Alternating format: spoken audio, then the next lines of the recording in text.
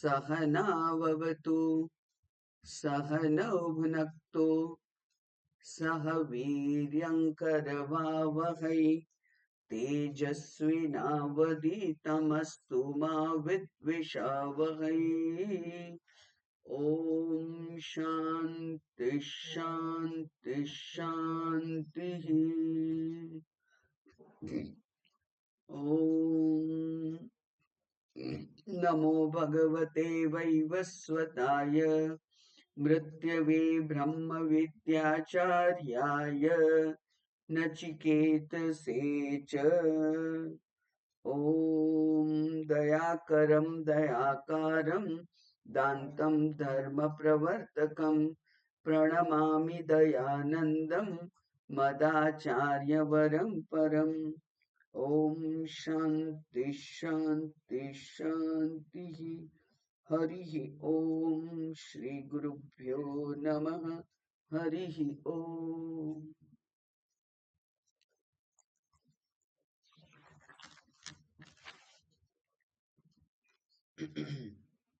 ગઈકાલે કઠોપનિષદની દ્વિતીય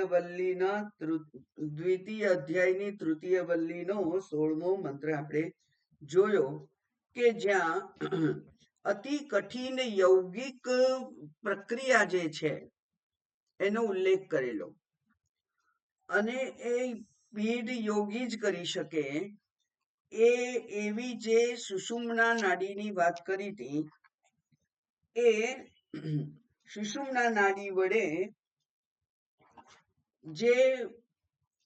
જે યોગી જે મહાત્મા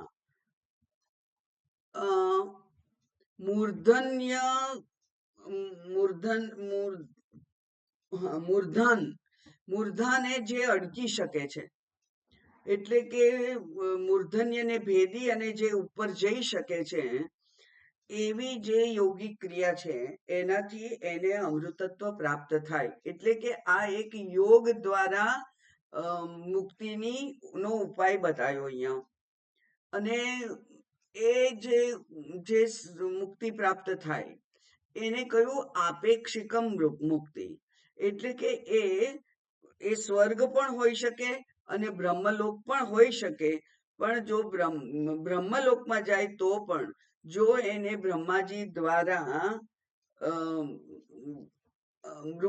બ્રહ્માજી સાથે એને રહેવા મળે લાંબો સમય એટલે કરોડો વર્ષો સુધી એને બ્રહ્માજી સાથે રહેવા મળે જો બ્રહ્મલોકમાં તો એને પણ ખરેખર તો મુક્તિ જ કહેવાય કારણ કે કરોડો વર્ષ સુધી તો એને બીજું શરીર ગ્રહણ કરવાનું થતું નથી એટલે પણ એને મુક્તિ કહી અને ત્યાર પછી જો અંતઃકરણ શુદ્ધ થઈ ગયેલું હોય તો બ્રહ્માજી દ્વારા ઉપદેશિત જે તત્વમસીનો ઉપદેશ છે એના વડે એની મુક્તિ પણ થઈ શકે અને એટલે આ જે યૌગિક ક્રિયા છે એના એ પણ મુક્તિ માટેના સાધન રૂપ છે એવું શાસ્ત્ર દ્વારા પ્રતિપાદિત થયું એટલે શાસ્ત્ર પણ એ કહે છે પણ છતાંય જેવી રીતે દ્વૈત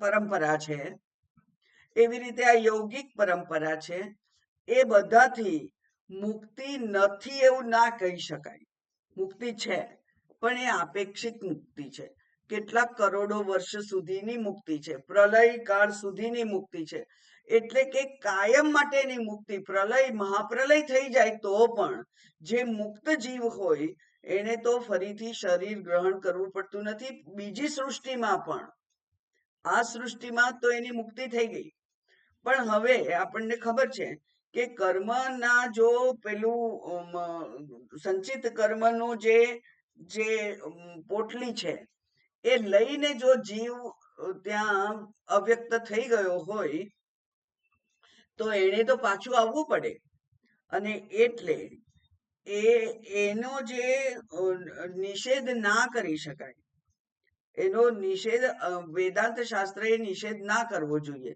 એટલા માટે બધે જ અંતે આવું પ્રતિપાદિત કરવામાં આવે છે કે ભક્તિ દ્વારા પણ મુક્તિ મળે પણ એ મુક્તિ કેવી હોય સાયુજ્ય, સાલોક્ય, સારૂપ્ય એવી. એટલે કે એ પણ પેલી એને કહેવાય અપેક્ષિત મુક્તિ છે, થોડા વર્ષો માટેની મુક્તિ છે, પછી પાછું ક્ષીણે પુણ્ય મધ્યલોકમ વિશંતિ, એવું ભગવાને પોતે જ કહ્યું છે. એટલે દ્વૈત માર્ગીઓ દ્વારા જે મુક્તિનો ઉલ્લેખ કરવામાં આવે છે એ પણ માત્ર સ્વર્ગ છે. એવી રીતે યોગિક ક્રિયા દ્વારા સુષુમ્ના નાડી દ્વારા જે બ્રહ્મલોકની પ્રાપ્તિ થાય છે અને જેને અમૃતત્વની પ્રાપ્તિ થાય છે એ પણ આપેક્ષિક છે. એટલે કે ત્યાંથી તો એને ત્યાંથી એને જવાનું છે બ્રહ્મલોકમાં, અને બ્રહ્મલોકમાં જઈ અને બ્રહ્માજી સાથે ઘણા વર્ષો રહેવાનું મળે, એ પણ મુક્તિ જ કહેવાય એવું શંકરાચાર્યજી કહે છે કે બ્રહ્મણા સહ કાલાંતરેણ મુખ્યમ અમૃતત્વમ એતિ ભુક્ત્વા ભોગાન અનુપમાન. અલૌકિક ભોગોની જે ભોગવવા મળે એ પણ મુક્તિ રૂપ જ છે, અને પછી બ્રહ્મની સાથે જ એની પણ મુક્તિ થાય. એટલે કે બીજા બધા જ જે બીજી બધી જેને કહેવાય કે ઉપાયો છે વેદાંત સિવાયના, એ બધા માત્ર આપેક્ષિક મુક્તિ આપી શકે. માત્ર વેદાંત જ, એટલે કે બ્રહ્મનું અપરોક્ષ અનુભૂતિ જ આત્યંતિક મુક્તિ માટેનું કારણ બને. એટલે વેદાંત એ જ અંતિમ ઉપાય છે મુક્તિ માટેનો, એવી અહીંયા વાત થઈ. અને હવે પછી આખા ઉપનિષદમાં જે ઉપદેશ કર્યો એનો ઉપસંહાર રૂપે આ એક 17મો મંત્ર છે. સમગ્ર ઉપનિષદના ઉપસંહાર રૂપે આ મંત્ર છે 17મો. એવું ભગવાન શંકરાચાર્યજીએ પણ કહ્યું કે ઇદાનીમ સર્વવલ્લી અર્થ ઉપસંહારાર્થમ આહ. સર્વવલ્લીનો નો ઉપદેશ જે છે એનો ઉપસંહાર કરવા માટે હવે આ એક મંત્ર છે. એનો અર્થ શું થયો કે આટલી બધી 6 વલ્લી કહી ભગવાને, અને 6 વલ્લીમાં જે કંઈ કહ્યું તેને માત્ર આ 3 લીટીનો જે એક મંત્ર છે એના દ્વારા એ કહી શકશે. એટલે કે એ કેટલું સંક્ષેપ કરવું શક્ય છે અને એનો વિસ્તાર કરવો પણ શક્ય છે, બંને શક્ય છે એવી આપણને જે માહિતી મળે છે. એટલે કે અત્યાર સુધી આપણે જે કંઈ ચર્ચા કરી એ ચર્ચાને હવે આપણે ફરીથી થોડી કરવી પડશે આ મંત્રના ઉદ્ઘાટન માટે. અંગુષ્ઠ માત્ર પુરુષ અંતરાત્મા સદા જનાનામ હૃદયે સન્નિવિષ્ટ. અંગુષ્ઠ માત્ર પુરુષોંતરાત્મા સદા જનાનામ હૃદયે સન્નિવિષ્ટ. ત્વં સ્વાશરીરાત પ્રવૃહેન મુંચાદિવેશિકામ ધૈર્યેણ તમ વિદ્યામ શુક્રમ અમૃતમ શુક્રમ અમૃતમ ઇતિ. એકની એક વાત બે કહી છે, બે વાર, કારણ કે સંસ્કૃતમાં એવી પરંપરા છે. સંસ્કૃત એ લેખિત ભાષા નહોતી, સંસ્કૃત એ બોલચાલની ભાષા હતી, અને બોલચાલની ભાષા જ્યાં હોય ત્યાં હવે મારે કહેવાનું પૂરું થઈ ગયું છે એવું બતાવવા માટે પૂર્ણ વિરામની વ્યવસ્થા ના હોય. બરાબર, લેખિતમાં તો પૂર્ણ વિરામ આવે અને આગળનો કોઈ શબ્દ લખેલો ના હોય એટલે તમે સમજી જાઓ કે બસ અહીંયા પૂરું થઈ ગયું. પણ બોલવામાં, કારણ કે માણસ બોલે અને પછી એ 2 સેકન્ડ પછી પાછો બીજો શબ્દ બોલે, ફરી 2 સેકન્ડ પછી પાછો બીજો શબ્દ બોલે, એવું બની શકે. એટલે અહીંયા આ જે બોલચાલની ભાષા હતી એટલે ત્યાં એક એવી પરંપરા હતી કે છેલ્લું અડધું જે શ્લોક હોય, પા એટલે કે એક પાદ, એક પાદ બીજી વાર બોલે એનો અર્થ કે હવે પછી કશું કહેવાનું નથી. એકનું એક બે વાર બોલાય તો અહીંયા લખેલું છે કે દ્વિર્વચનમ ઉપનિષદ પરિસમાપ્તિ અર્થમ ઇતિ શબ્દશ્ચ. આ પરિસમાપ્તિ થઈ ગઈ છે એટલા માટે આ છેલ્લું જે પા ભાગ છે એ બે વાર બોલેલા છે. ઓકે, હવે અહીંયા કહ્યું કે અંગુષ્ઠ માત્ર પુરુષ. આ પુરુષ જે છે, પુરુષના બંને અર્થ આપણે સમજવાના છે.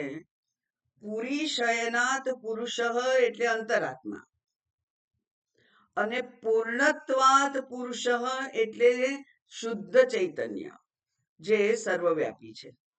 એટલે કે જે સર્વવ્યાપી ચૈતન્ય છે તે, અને આ પ્રત્યેગાત્મ રૂપે જે ઉપલબ્ધ ચૈતન્ય છે મારી બુદ્ધિમાં, એ બંને ચૈતન્ય અહીંયા ગણાય.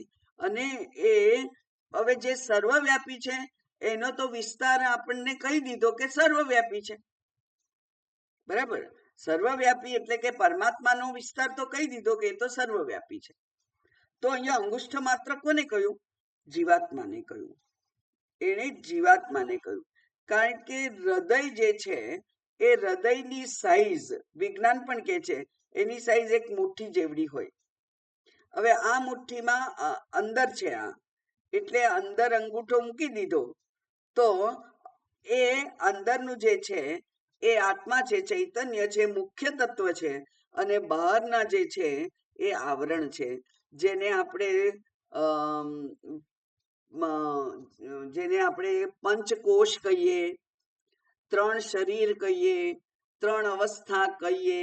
બધું જે 3 5 છે એ પંચ જે છે એ આ પંચ છે. અને એની અંદર જે ચેતન છે એ અંગૂઠાના જેવડો છે એમ કે છે શાસ્ત્ર પણ કે છે, અને વિજ્ઞાન પણ કે છે કે આ મુઠ્ઠી જેવડું છે, એ મુઠ્ઠી જેવડામાં ચેતન છે. તો એ મારું ત્વમ પદનું ઉપદેશ થયો. ત્વમ પદ જે છે તત્વમસીમાં ત્વમ પદ, તત્વમ અસી. તો એ જે ત્વમ પદ છે એના વિસ્તાર રૂપે અંગુષ્ઠ માત્ર પુરુષ એવું કહ્યું. એટલે કે એ તું છે. ત્વમ પદ એટલે તું છે. તો અંગુષ્ઠ માત્ર પુરુષ એ કોણ? અંતર્યામી રૂપે આ જીવાત્મા એ અંગુષ્ઠ માત્ર છે. હવે આ અંગુષ્ઠા જેવડો જ કેમ છે? ખરેખર તો શાસ્ત્ર પણ કે છે કે એ આકંઠ નખાગ્ર એમ કે છે. એટલે કે માથાથી માંડી અને નખ સુધી એનો વિસ્તાર છે. અને એ તો આપણને અનુભવ થાય છે કે ગમે તેવી જગ્યામાં આ જે કઠણમાં કઠણ સ્કલ છે, ખોપડી છે, એમાંથી પણ જો વાળ ખેંચાય તો દુખે છે. બરાબર, તો દુખે છે આપણને. તો ચેતન ક્યાં છે? ચેતન અહીંયા છે, અને ચેતન બધે છે. નખ થોડોક વધારે કપાઈ જાય તો એ દુખે છે. એટલે એ ચેતન તો સમગ્ર શરીરમાં વ્યાપેલું છે, કણ કણમાં છે. તો પછી એને આવું કેમ કહ્યું? કારણ કે આ જે હું છે, જીવાત્મા રૂપે અહંકાર હું, એ અહંકાર હું એ આ શરીર મન સાથે તાદાત્મ્ય કરીને રહેલો છે. અને એને એટલું તાદાત્મ્ય કરી દીધું છે કે એ પોતાને શરીર જેવડો જ માને છે, પોતાને મન જેવડો જ માને છે. અને એટલે તો હું બિચારો કે છે. હું તો બિચારો નાનકડું જીવ. અને એ નાનકડું જીવ કેવો છે? તો એ કે છે સુખી દુખી થનાર છે. એને તો ગમે તે ધક્કો મારી જાય એવો આ જીવ છે. એટલે જો પોતે સર્વસમર્થ હોય, પોતે સર્વવ્યાપી છે, પોતે સર્વશક્તિમાન છે, એવું જો પોતે નિશ્ચય કર્યો હોય તો મને ગમે તે મારી જાય એને કેવું ના પડે, મને કોઈ ના મારી જાય, હું કોઈ એક જગ્યાએ સીમિત ના રહી જાઉં. મારું આ એક ઘર, આટલા એક રૂમમાં હું રહું છું, તો એ મારું નથી. હા, એ છે, આશ્રય સ્થાન છે. કોનું? શરીરનું. ઘર છે કે રૂમ છે એ આશ્રય સ્થાન છે, માત્ર એ શરીરનું આશ્રય સ્થાન છે. હું તો સર્વવ્યાપી છું. જો હું ચેતન છું તો હું સર્વવ્યાપી છું. એટલે પોતે એક નાનકડા આકારમાં તાદાત્મ્ય કરીને હું પણ કરી અને જે જીવાત્મા બેસી ગયો છે એ પોતાને મર્યાદિત જ માને છે. જેવી રીતે પેલો જે સૂર્ય છે એનું પ્રતિબિંબ આપણે ડોલમાં લઈએ તો સૂર્યની તો સાઈઝ કેવડી છે, વિજ્ઞાન કે છે કરોડો માઇલ છે. અને એવો મોટો સૂર્ય એક નાનકડી ડોલમાં સમાઈ ગયો અને પોતે ડોલના જેવડો જ માને, પ્રતિબિંબ જેવડો જ પોતાને માને, તો એ સૂર્ય અભિમાન કરી ના શકે. પણ સૂર્ય તો કે છે કે હું તો સ્વયં પ્રકાશ છું, હું તો સર્વથી તેજસ્વી એવો એક મોટો તારો છું. તો ત્યાં પેલું ડોલમાનું જે પ્રતિબિંબ છે એવા આપણે થઈ જઈએ છીએ. અને એ પ્રતિબિંબ છે એ તો ડોલનું પાણી જો અશુદ્ધ હોય તો ઝાંખું ઝાંખું પ્રતિબિંબ દેખાય. ડોલનું પાણી પવનથી હાલે, તરંગિત હોય તો પ્રતિબિંબ તરંગિત દેખાય. એટલે કે આ જે એકદમ સરસ એક સરખું મોઢું દેખાય છે એવું ના દેખાય. આમ થાય તો એક જગ્યાએ નાક દેખાય, એક જગ્યાએ આંખ દેખાય, એવું થાય. એટલે કે એ જાણે કે તૂટેલું ફૂટેલું એવું દેખાય.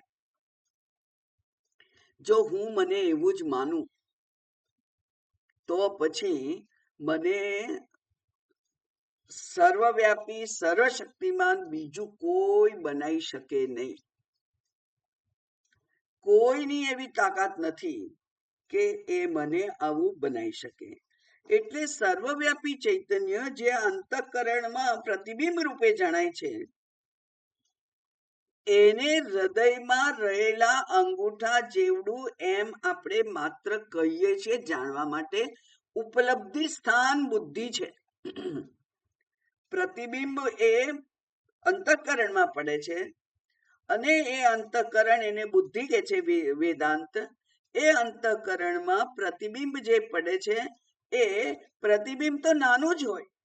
ગઈકાલે જ જોયું હતું આપણે કે આપણો 3x3 નો અરીસો હોય અને બહાર અથવા આપણું નાનકડું આટલો નાનકડો પેલો કેમેરા અને બહાર હાથીનું ઝુંડ આવ્યું છે, 10 હાથી છે.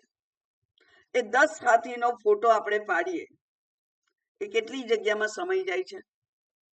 આટલા ફોટામાં એ સમાઈ જાય છે. 10 હાથી છે.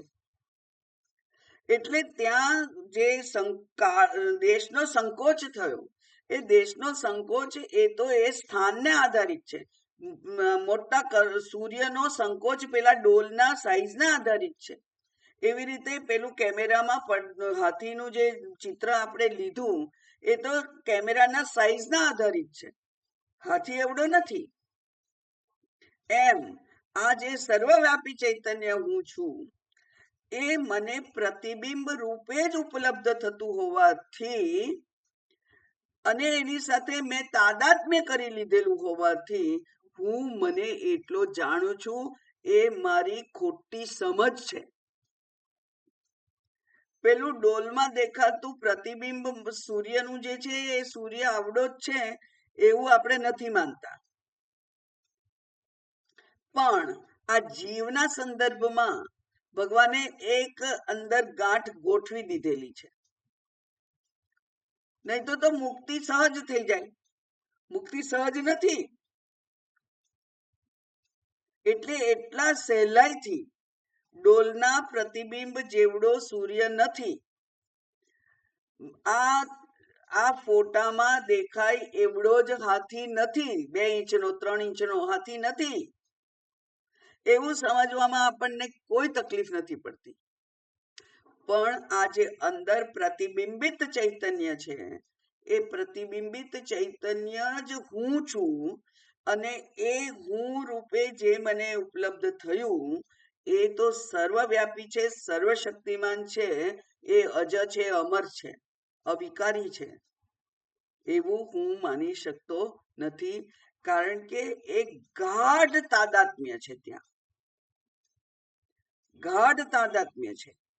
અને એટલે આ હું શરીર નથી એવું જાણતા હોવા છતાં પણ એ પ્રમાણેનો આપણો વ્યવહાર થતો નથી. આપણે એવો વ્યવહાર નથી થતો. તરત જ શરીરને બચાવવા આગા પાછા થઈ જઈએ છીએ, વિવર થઈ જઈએ છીએ. એટલે અહીંયા કહ્યું કે અંગુષ્ઠ માત્ર પુરુષ અંતરાત્મા સદા જનાનામ હૃદયે સન્નિવિષ્ટ સાક્ષી ચૈતન્ય રૂપે એ રહેલો છે. તો પછી આગળ એમણે જ કહ્યું, શાસ્ત્રએ કહ્યું કે આ શું છે? હૃદય ગ્રંથિ છે. આ હૃદયમાં રહેલી ગાંઠ છે. એટલે કે એક બહુ સ્ટ્રોંગ એવું મિસઅન્ડરસ્ટેન્ડિંગ છે, બહુ સ્ટ્રોંગ એવી ખોટી સમજ છે આપણી. એટલા માટે હૃદય ગ્રંથિ છે, અને એટલા માટે ગાંઠ છે જલ્દી ખુલતી નથી, એવું શાસ્ત્ર કહે છે. બરાબર ને? એટલે હૃદય ગ્રંથિ રૂપે તો આપણને આગળ સમજાવી જ દીધું. એટલે આપણો જે જીવ ભાવ છે એ એટલો બધો દ્રઢ છે કે ત્યાં ગાંઠ પડી ગઈ છે. જીવ ખરેખર હું નથી, હું તો પરમાત્મા છું, પણ આ શરીર સાથે અહંકાર કરી અને દ્રઢ તાદાત્મ્ય કરી લીધું હોવાને કારણે હું મને જીવ માનું છું. અને એ જીવત ભાવ જે છે, જે સૂક્ષ્મતાનો, જે ન્યૂનતાનો ભાવ છે, એ ન્યૂનતાનો ભાવ છે, એમાંથી આપણે છુટકારો થતો નથી. એટલા માટે એને ગાંઠ કહી છે. તો એ ગાંઠને શું કરવાનું? તો કે છે તમ એટલે તેને કોને? એટલે અંતરાત્મા. સ્વાત શરીરાત, સ્વાત શરીરાત એટલે પોતાના શરીર વડે, પ્રવૃહેન એટલે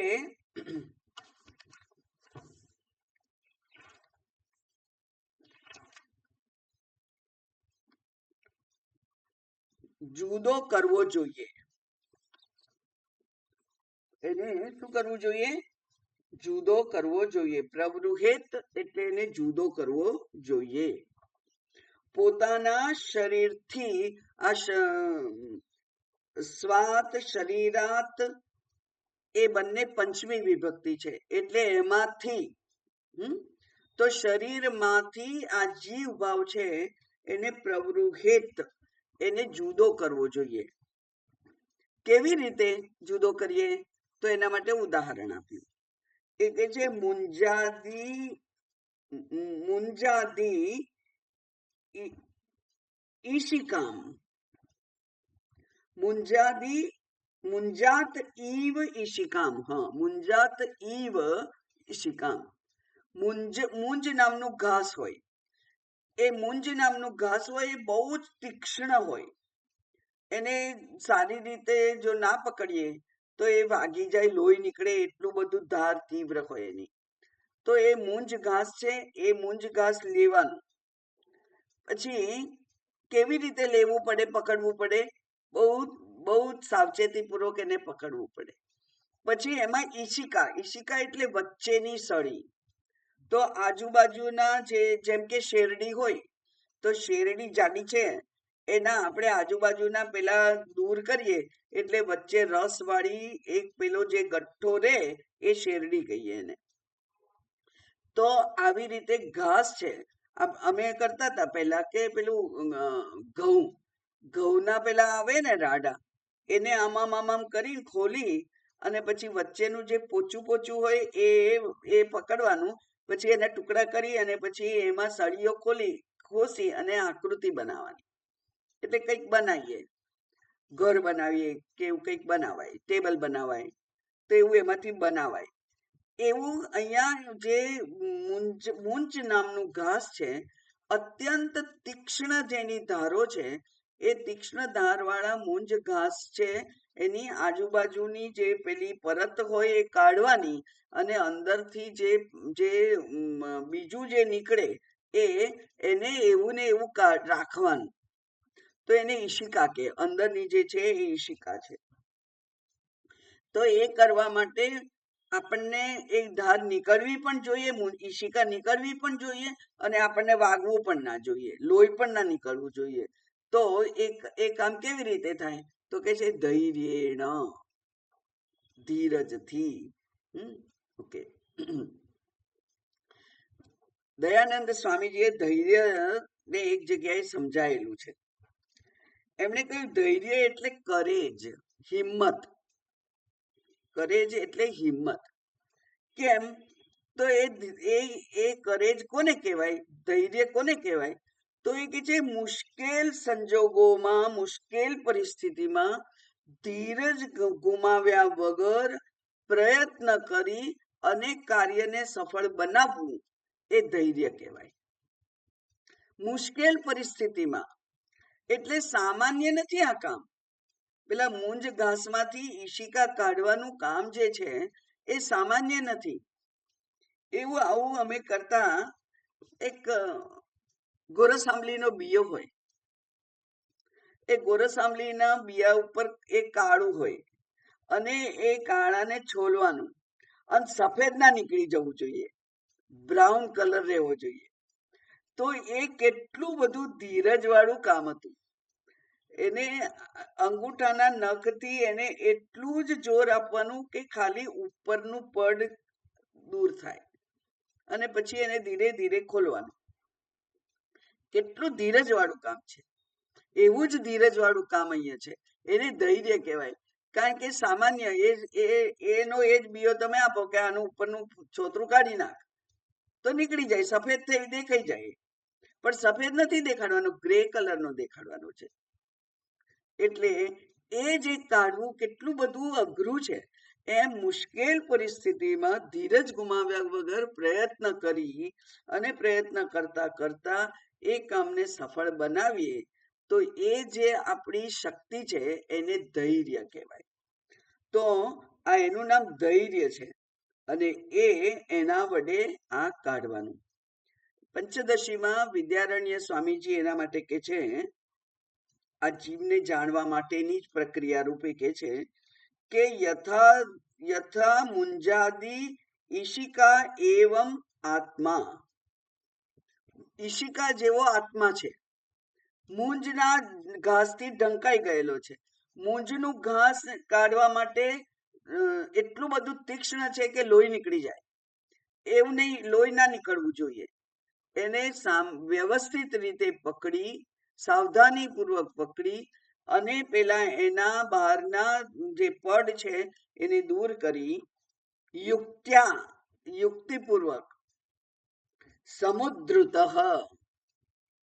શરીર, અચ્છા બરાબર, આવી રીતે કાઢવાનું. તો આપણે આ જે પરતો કાઢવાની છે આત્મા ઉપરથી, અંગૂઠો જોવાનો છે, અને આ બહાર જે એના બહારનું છે એને આપણે દૂર કરવાનું છે. તો એ દૂર કેવી રીતે થાય? પેલું ઈશિકા છે એને તો આપણે દૂર કરી શકીએ. પેલું મેં કહ્યું, પેલું બિયાને ફોલવાનું, તો એ તો દૂર કરી શકાય.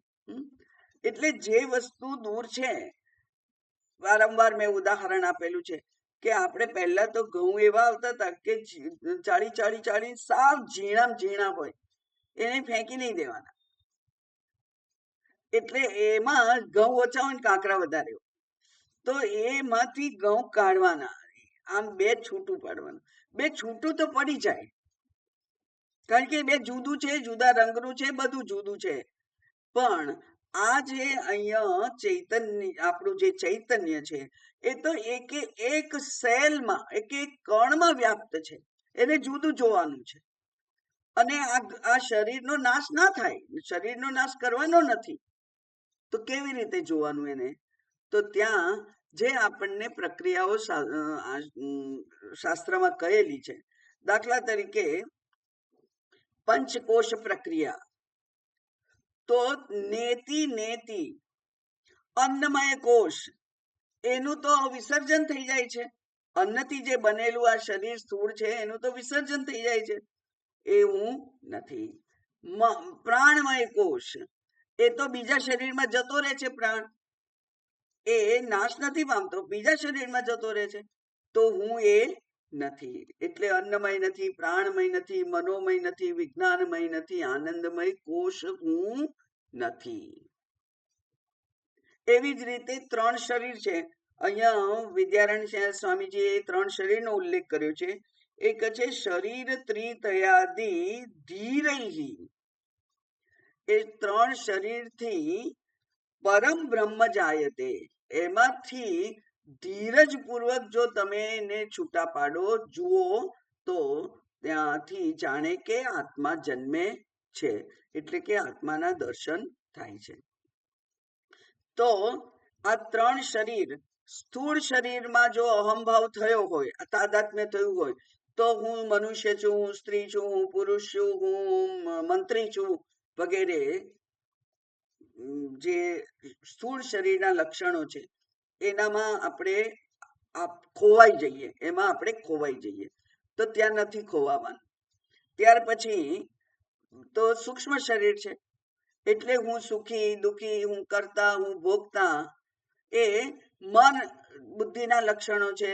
હું બહુ, મને તો લોકો બહુ માન આપે, મારું તો વારે વારે અપમાન કરે. તો આ જે મન અને બુદ્ધિ છે તે હું નથી. કારણ કે ભૂખ પ્રાણને લાગે છે, સુખ દુઃખ મન અનુભવે છે, અને માન અપમાન બુદ્ધિ અનુભવે છે. એ હું નથી. એટલે સ્થૂળ શરીર હું નથી, સૂક્ષ્મ શરીર હું નથી. તો કારણ શરીર હું છું. અચ્છા, હવે કારણ શરીરનો સંયોગ તો ત્યારે જ થાય છે જ્યારે આપણે સુષુપ્તિમાં હોઈએ, ગાઢ નિદ્રામાં. તો ગાઢ નિદ્રામાં તો ખરેખર મિલન થાય છે.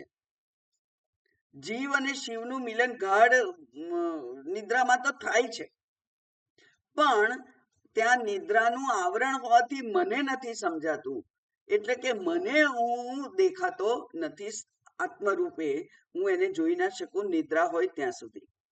તો હવે નિદ્રામાં પણ ના દેખાય, તો સ્થૂળ શરીરથી નથી દેખાતો, સૂક્ષ્મ શરીરથી નથી, કારણ શરીરથી નથી. તો હું ક્યાં છું એ મારે શોધવું પડે ધીરજપૂર્વક. અને ત્યારે સમાધિની વાત કે છે. સમાધિમાં તો આ સ્થૂળ શરીરનું વિસ્મરણ થઈ જાય છે, મન બુદ્ધિનું વિસ્મરણ થઈ જાય છે. એટલે કે જ્યારે સરસ ધ્યાન એકાગ્રતા નું આપણને પ્રાપ્તિ થઈ ગઈ હોય, ત્યારે તો આ સ્થૂળ શરીર સૂક્ષ્મ શરીરનું ભાન રહેતું નથી. અને કારણ શરીર અજ્ઞાન, તે કારણ શરીર અજ્ઞાન છે. એનો તો આત્મા સ્વયં પ્રકાશ હોવાને કારણે જ્ઞાન છે, અને જ્ઞાન અજ્ઞાનનું વિરોધી છે. તો જ્યાં જ્ઞાન હોય ત્યાં અજ્ઞાન ના હોય. અને એટલે સમાધિમાં તો એ વ્યક્તિને એ આત્માના દર્શન થાય છે. પણ વિડંબના એવી છે કે આ બંધ આંખ વાળી એકાગ્રતાથી પ્રયત્નપૂર્વક સાધેલી જે સ્થિતિ છે, જે સમાધિ છે, એ લાંબો સમય રહેતી નથી. અને એટલે પાછા જાગ્રત થતા પાછું સંસાર વીંટળાઈ વળે છે.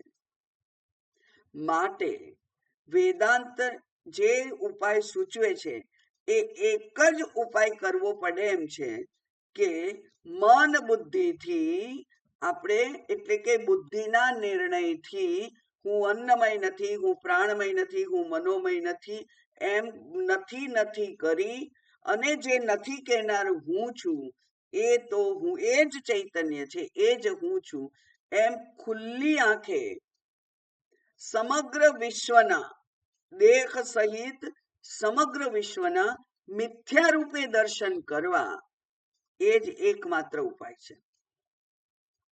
બધું જ મિથ્યા જ છે.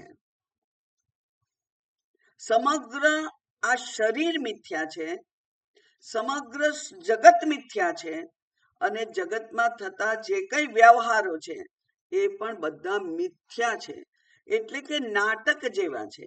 અને આ મિથ્યા નાટક જેવા જે કઈ ક્રિયા કલાપ થાય એ એના ઉપર ધ્યાન આપવા જેવું નથી, એ નગણ્ય છે. જેમ કે બહુ સુંદર ઉદાહરણ કેટલાક આચાર્યોએ આપેલું કે આપણે જૂના જમાનામાં આલ્બમ જોતા હતા. આપણી બેનપણી આપણને બોલાવે પછી કે મારું આલ્બમ જોઈએ, લગ્નનું આલ્બમ. હવે એ આલ્બમ જોવામાં તમને શું રસ હોય? કશો રસ ના હોય આપણને. હા, આપણે એના લગ્નમાં ગયા હોઈએ તો મારો ફોટો ક્યાં છે એ જોવામાં રસ હોય બસ. પછી તો આપણે આમ ફટ ફટ ફટ ફટ પાના ઉથલાઈએ અને પેલું જે બતાવનાર હોય ને એનો ઉત્સાહ ઓસરી જાય. એને થાય કે હું કેટલા ઉત્સાહથી એને બતાવું છું અને એ તો પાના ફેરવે છે. એટલે આ સમગ્ર જે જગત છે, જે દ્રશ્ય પ્રપંચ છે, એ દ્રશ્ય પ્રપંચ છે એ ધ્યાનપૂર્વક અનુસરવા યોગ્ય નથી. કામ કરીને છૂટું થઈ જવાનું, કામ કરીને છૂટું થઈ જવાનું. કોકના ઘરે આપણે મદદ કરવા ગયા હોઈએ તો મોટા ભાગનું જે કામ હોય, જે મુખ્ય કામ એ થઈ જાય, પછી બાકીનામાં આપણે મન ના રાખીએ. ત્યાં આપણું ઘર હોય તો મન થાય ત્યાં બધું કે આ બોલમાંથી આ બોલમાં કાઢીએ ને, ના ના આ તો પીરસતા નહીં ફાવે ને, આમ થશે તે બધું આપણા ઘરમાં હોય તો થાય, કોકના ઘરમાં ના થાય. રસોઈ બનાવી ગઈ, આપણે મદદ કરી દીધી, આપણું કામ પૂરું થઈ ગયું, બહાર સોફા પર બેસી જઈએ. આખી દુનિયામાં સમગ્રપણે આ જ કરવા જેવું છે. અને એટલે જ્યાં હું અને મારું એવું જે તાદાત્મ્ય હોય, એ જો હોય તો તમે આવું વ્યવહાર ના કરી શકો.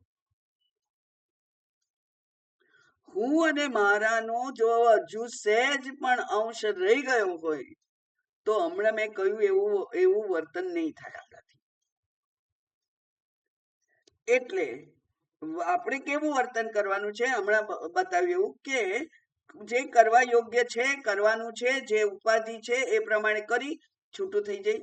અને આત્મવિચાર, આત્મ સાથેનું અનુસંધાન. એક મારી બેનપણી છે, તે એક એમના ગુરુજીના પ્રવચન આવે એના માટે બહુ સતર્ક. એટલે સવારના 5 વાગે મંદિરમાં હોય, 5:30 હોય કદાચ, તો મંદિરમાંથી 5:30 મંદિર થતું હોય, પૂજા અભિષેક બધું જુએ, કરે, બધામાં ભાગ લે, બધું ખરું. પણ 7:05 થાય ને એટલે ત્યાંથી એનું કનેક્શન છૂટી જાય. અને તમને બોડી લેંગ્વેજ થી ખબર પડે કે હવે એને અહીંયા રહેવું નથી. આ જગ્યામાં મંદિર છે, પૂજા ચાલે છે, સ્તુતિ ચાલે છે, પણ એને અહીં મન નથી, હવે ત્યાં જાય. અને દૂર જઈ અને સ્વામીજીના પ્રવચન સાંભળવાનું. એટલે એક મગજમાં એક વિચાર છે કે મારે 7 વાગે સ્વામીજીનું પ્રવચન સાંભળવાનું છે, બસ. તો એની સાથેનું જે જોડાણ છે એ એટલું ઘનિષ્ઠ છે કે પછી મંદિરની પૂજામાં એને રસ નથી રહેતો. આપણે પણ બધા જ કર્તવ્ય કર્મ કરીએ, પણ સતત આત્મા સાથેનો જે એક તંતુ છે એ જોડાયેલો હોય તો આ સંસારની પ્રવૃત્તિમાં આપણો રસ ઘટી જાય. એ રીતે આ જે તાદાત્મ્ય છે એમાંથી છૂટવાનું છે. એ જ છે વિવેક. અને વિવેક કરતા પણ ગઈકાલે જ એક પુસ્તક વાંચ્યું મેં, જેમાં થોડીક એડવાન્સ વાત કરે છે કે વૈરાગ્ય પહેલું છે જરૂરી. વૈરાગ્ય પહેલું જરૂરી છે. મારે કઈ નથી જોઈતું, એ નથી જોઈતું, મારા કામનું નથી, એ જાણવું બહુ જરૂરી છે. અને પછી વિવેક કરી અને જે કામનું છે એને રાખી લો અને નાકામનું છે એના ઉપર દુર્લક્ષ કરો, ઉપેક્ષા કરો ધીરજપૂર્વક. એટલે કે એવો સ્વભાવ આપણે બનાવવો પડે. આપણે આપણા સ્વભાવને આ પ્રકારના મોલ્ડમાં નાખવો પડે, ઢાંચામાં નાખવો પડે, તો એવો સ્વભાવ બની જાય. અને એવો સ્વભાવ બની જાય એટલે સતત આત્મચિંતન જ થાય, અને એ જ આત્મ પ્રાપ્તિ છે. જો ચાલતા ચાલતા પેલી સમાધિમાં તો આત્માનું મિલન થઈ ગયું, પણ હવે ખુલ્લી આંખે મિલન કરવાનું તો કેવી રીતે? ખુલ્લી આંખે આ બધું જ નાટક છે, અને એ નાટક મારે ખાલી જોવાનું છે. હું તો દ્રષ્ટા છું. જેને જે કરવું હોય તે થાય, જેનું જે થવું હોય તે થાય. ઉદાહરણ આપું શ્રેષ્ઠ, કે રમણ મહર્ષિને સંદેશો મોકલાયો ગાંધીજીએ, કારણ કે રમણ મહર્ષિના ઘણા બધા ફોલોઅર્સ હતા. એટલે એક મોટા સમૂહ ઉપર એમનું કમાન્ડ હતું, એમનું વર્ચસ્વ હતું. એટલે કેટલાક લોકો આ જે સ્વતંત્ર સંગ્રામ છે એમાં જોડાય એવી એમની ઈચ્છા. એટલે કહ્યું કે આ જે સ્વતંત્રતા માટે આપણે જે યુદ્ધ કરી રહ્યા છે, ચળવળ કરી રહ્યા છે, એમાં તમારા તરફથી શું કોન્ટ્રીબ્યુશન? એટલે કે તમારા થોડાક સાધકોને આમાં જોડો તમે, એવું કહેવા માંગતા હશે. તો એમણે કહ્યું કે પડદા ઉપર આગ લાગી હોય તો પાણીની ડોલ લઈને દોડવું એ તો નરી મૂર્ખતા છે. એટલે કે આ તો પાણીમાં પડદા ઉપર લાગેલી આગ છે, અને હું પડદામાંનું એક કેરેક્ટર નથી. પડદામાંના કેરેક્ટરે ડોલ લઈને દોડવું જોઈએ, પણ હું પડદામાંનું એક કેરેક્ટર નથી, એટલે મારું કોઈ કોન્ટ્રીબ્યુશન નથી. તો એ સમજ છે, ખુલ્લી આંખે થતા આત્માના એ દર્શન છે. અને એના માટે ધૈર્યપૂર્વક આપણા જ પોતાના સ્વભાવને, આપણી જ પોતાના જેને કહેવાય કે વિચાર જગત છે, એ વિચાર જગતને એ પ્રમાણે મોલ્ડ કરવું પડે, તો આ દર્શન થાય. અને એ વિદ્યા કેવી છે? તો કે છે તમ વિદ્યા શુક્રમ અમૃતમ. તે વિદ્યા શુદ્ધ છે, અમૃત છે. એટલે આ જે જ્ઞાન થયું, આત્મચૈતન્યની મને અનુભૂતિ થઈ, એ શુદ્ધ છે અને એ અમૃત છે. શુદ્ધ છે એનો અર્થ કે સ્વયં પ્રકાશ છે. તો એને પ્રકાશવા માટે મારી બુદ્ધિની જરૂર નથી. મારી બુદ્ધિ મારે નિષેધ કરવા માટે વાપરી નાખવાની છે. મારી બુદ્ધિનો ઉપયોગ ક્યાં કરવાનો છે? નિષેધ કરવા માટે મારી બુદ્ધિ વાપરી દેવાની છે. અને પછી જ્યારે હું મારી બુદ્ધિના અહંકારથી પણ જ્યારે દૂર થઉં, ત્યારે મને એ ચૈતન્ય બુદ્ધિ જે છે, એ જે ઈશ્વર બુદ્ધિ છે, એ ઈશ્વર બુદ્ધિ મારા ઉપર અનુગ્રહ કરે અને હું એને જાણી શકું. જ્યારે આપણું પણ અહંકાર હોય છે ને, હું કહું કે તમે આ મારી પાસે જે ચપ્પુ છે ને બેન, એ સરસ છે, એનાથી સારું ખબર મારી પાસે છે, એવું કે આપણને આપણા શસ્ત્ર ઉપર એટલો બધો અભિમાન, એટલું વિશ્વાસ કે બીજાના શસ્ત્રનું આપણે પ્રયોગ ના કરીએ. ના, મન તો મારું જ પાવે. અભિમાન છે, અહંકાર છે. એટલે આ મારી બુદ્ધિ આ સૂક્ષ્મ વાતને જાણવા માટે સક્ષમ નથી જ.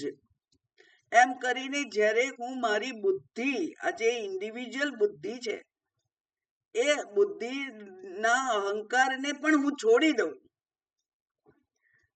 ત્યારે ઈશ્વર બુદ્ધિના અનુગ્રહથી એ આત્મ ચૈતન્યના દર્શન થાય. અને એટલે અહીંયા કહ્યું કે શુદ્ધ છે, કારણ કે એના દર્શન કરવા માટે બીજા આપણી બુદ્ધિવાળા લાઇટની જરૂર નથી. એ સ્વયં પ્રકાશ છે અને એ અમૃત છે. એટલે કે એક વખત એ આવી જાય મારી બુદ્ધિમાં, પછી એ જતું ના રહે. જ્ઞાન છે એનો પ્રાપ્તિ થાય પછી એ જ્ઞાન એ વિસ્મૃત થતું નથી, કારણ કે એ વિસ્મૃતિ લાયક નથી. એ તો હું જ છું, મારા પોતા વિશેનું જ્ઞાન છે, એટલે એ જ્ઞાનની વિસ્મૃતિ થતી નથી. આ પ્રમાણે સર્વવલ્લી ઉપસંહારાર્થમ આપણને એક શ્લોકમાં એક મંત્રમાં કહી દીધું કે આ જે અંગૂઠાની સાઈઝનો જે અંતરાત્મા છે એ જ સર્વવ્યાપી ચૈતન્ય છે. અને એ ધીરજપૂર્વક જે બાકીના પડથી એ ઢંકાઈ ગયેલો છે, મારા અજ્ઞાનના પડથી એ ઢંકાઈ ગયો છે, હું દેહ, હું મન, હું બુદ્ધિ, એવા જે પડ એના ઉપર આપણે ચોંટાડી દીધેલા છે, એને જો આપણે ધીરજપૂર્વક દૂર કરીએ. ધીરજપૂર્વક એટલા માટે કે એ અનંત કાળથી આ મારી સાથે જોડાયેલું છે.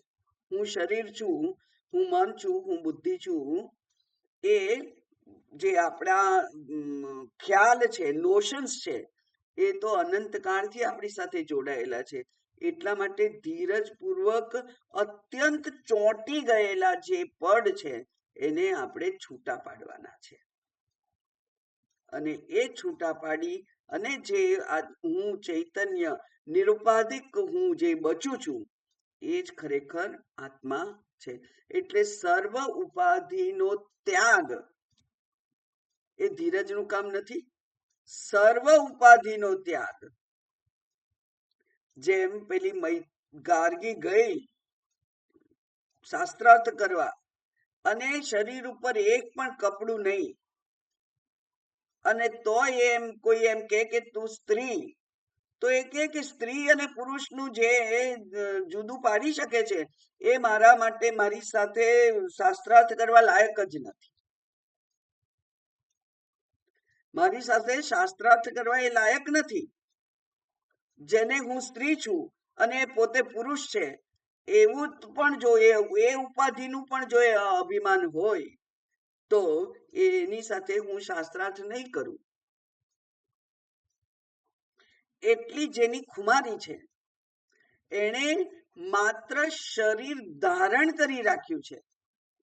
શરીર તો પ્રારબ્ધાધીન છે એટલે એને ધારણ કરેલું છે. બાકી કોઈ ઉપાધિમાં અહમપણું તાદાત્મ્ય નથી. અને હવે પછીનો જે મંત્ર છે એમાં વિદ્યાની સ્તુતિ અર્થે આખ્યાયિકાના અર્થનો ઉપસંહાર કરે છે. નચિકેતાની જે આખ્યાયિકા કહેલી એ આખ્યાયિકાને યાદ કરે છે અને છેલ્લે એનાથી ઉપસંહાર કરે છે. કેમ? વિદ્યાની સ્તુતિ અર્થે, જ્ઞાનની સ્તુતિ અર્થે. કેમ? ગઈકાલે જ આપણે એની ચર્ચા કરેલી છે એટલે આજે કઈ કરવી નહીં પડે. કે નચિકેતા જે નાનો બ્રહ્મચારી છે એને જિજ્ઞાસા થઈ કે આ મૃત્યુ એટલે શું. કેટલાક લોકો એમ કે છે કે ધર્મ છે, કેટલાક કે છે અધર્મ છે, કેટલાક કે છે પાપ છે, કેટલાક કે છે પુણ્ય છે, વગેરે વગેરે. એના જે કઈ સવાલો હતા શરૂઆતમાં એના વડે એમ કહી શકાય. એમણે એમ પૂછ્યું હતું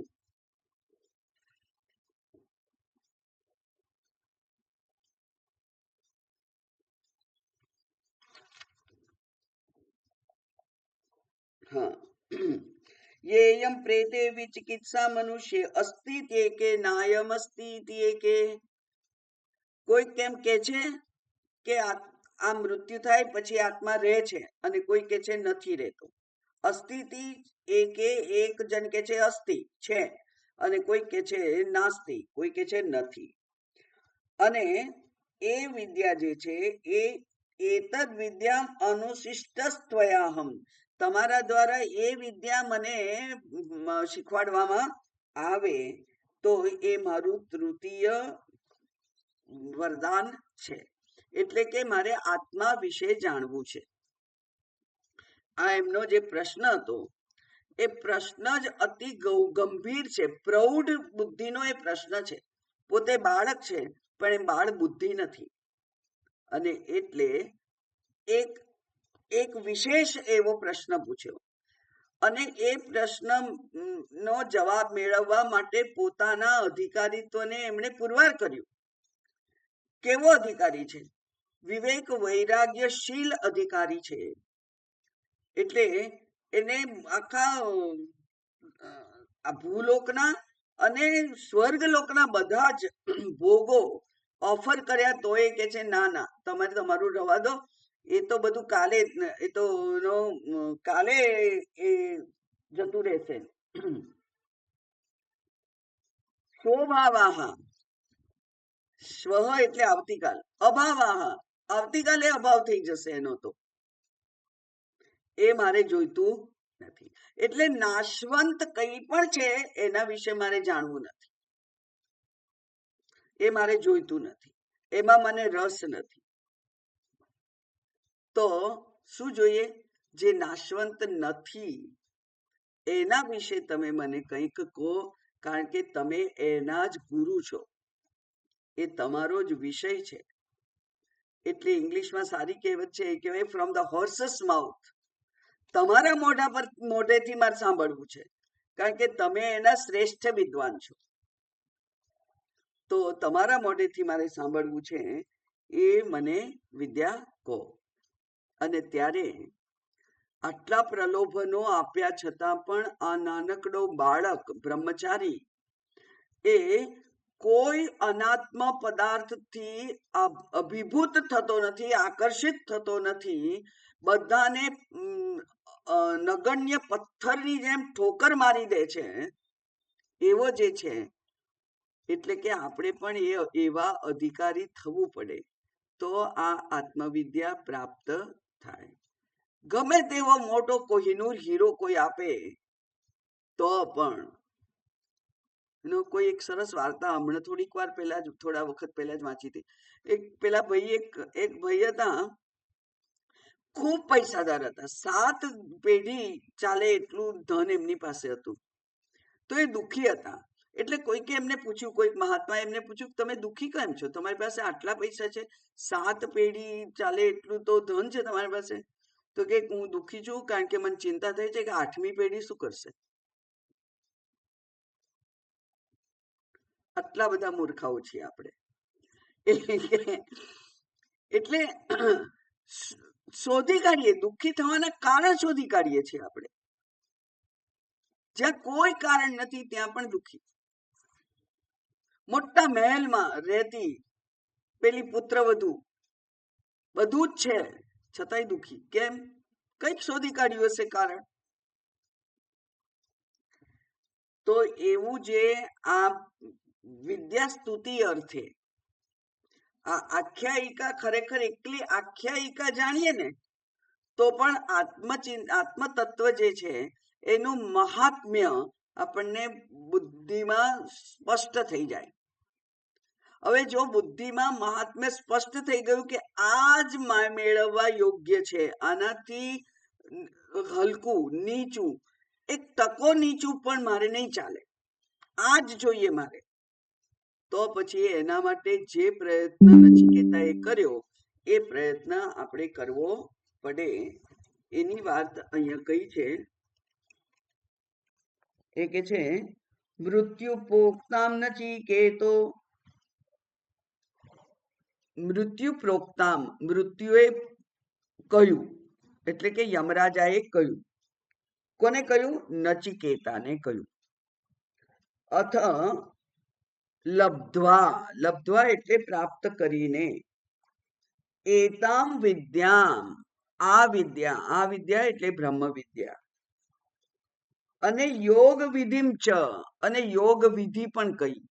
યોગ વિધિ એટલે પેલા બ્રહ્મલોકમાં જવા માટે જે જે યજ્ઞ કરવો પડે, ઉપાસના કરવી પડે, એ વિધિ પણ ત્યાં વિરાટ ઉપાસના રૂપે સમજાઈ.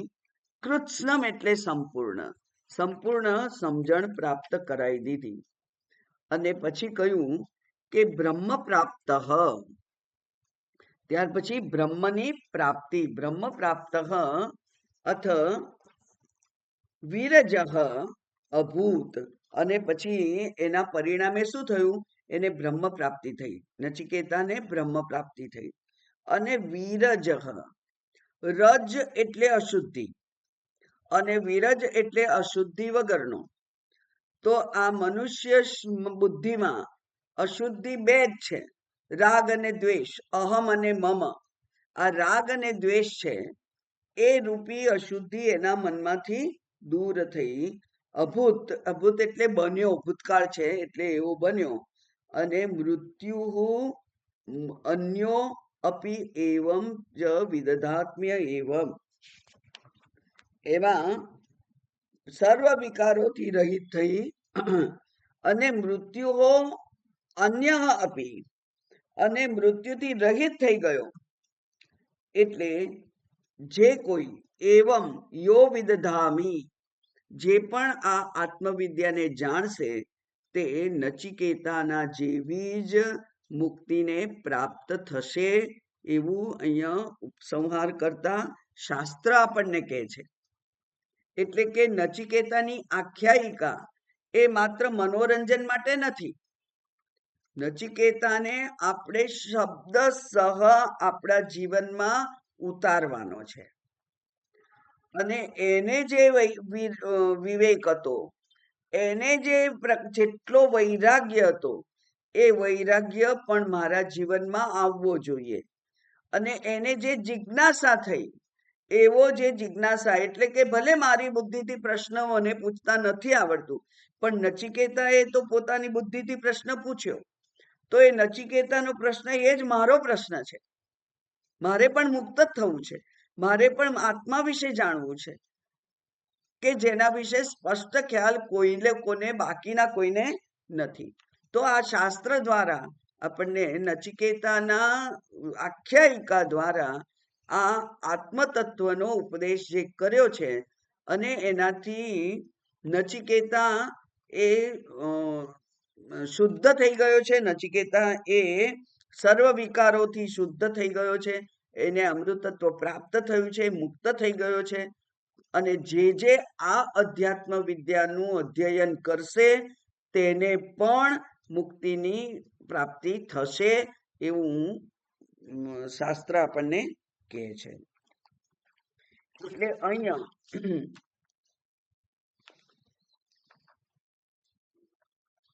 ધર્મ અધર્મ, સાચું ખોટું, સારું નરસું, એનાથી પણ પર થવાનું છે. હમણાં એક મહાત્માએ સરસ કહ્યું હતું. એ કે છે કે ગૌ બચાવો એવું કે છે ને, એક પેલા બધા છેલ્લે બોલતા હોય છે, એમાં